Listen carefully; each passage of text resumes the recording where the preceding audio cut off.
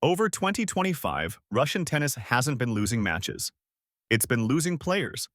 Top players like Daria Kasatkina, Anastasia Potapova, Kamila Rakimova, Polina Kudermetova, and Maria Timofeyeva have opted to switch flags and play for new countries.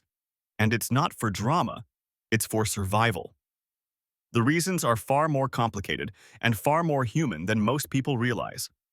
Since 2022, Russian and Belarusian tennis players cannot represent their country in team tournaments like the Billie Jean King Cup or Davis Cup, and Olympic participation has become complicated too. So, for many players, changing nationality isn't about abandoning identity. It's about representation again. There's also a career and funding angle.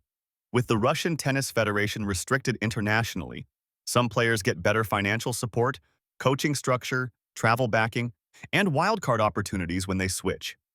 For players outside the very top, that can literally decide whether a professional career survives. Then come the personal reasons. For instance, Kudermetova switched to Uzbekistan, and Russian legend Yevgeny Kafelnikov openly suggested her Uzbek boyfriend having likely influenced the decision. So in some cases, it's simply life relationships shaping life decisions. For others like Kasatkina, it's about identity and personal safety. She has openly spoken about being gay, criticized Russia's stance on LGBTQ rights, and has said she simply wants to live openly and safely. She now represents Australia. Kamila Rakimova and Maria Timofeyeva have connections to Uzbekistan, which makes this shift even more meaningful. And of course, not everyone is applauding. Some voices are openly furious. Kafelnikov has been particularly blunt, especially about Potapova, publicly questioning her decision and calling her decision a good riddance.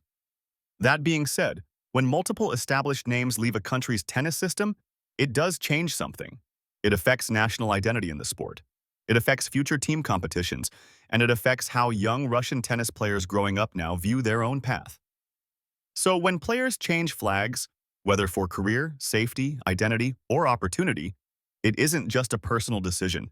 It becomes a huge moment for the sport in that country. It raises questions. It forces federations to rethink support systems. And it's a reminder that even in an individual sport like tennis, the flag next to your name still carries weight. This isn't simply about leaving. It's about what happens next for the players, for the countries gaining them, and for Russian tennis, which now has to decide how it prevents this from becoming a long-term trend.